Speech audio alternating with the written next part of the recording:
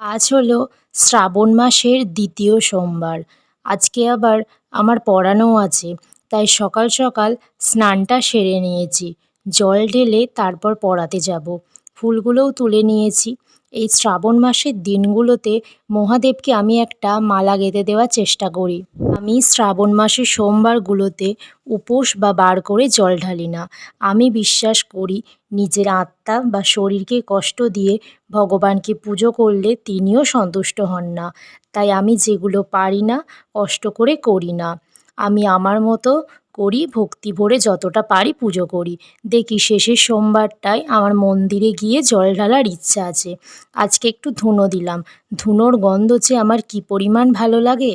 আজকে আবার রাজ নৈহাটি গেছিল বড় মার কাছে পুজো দিতে। আমি আগের বছর নৈহাটি গেছিলাম, আবারও যাওয়ার ইচ্ছা আছে। দেখি বড় মা কবে ডাকেন। রাজ একটা বড় মার ছোট ফটো ফ্রেমও এনেছে।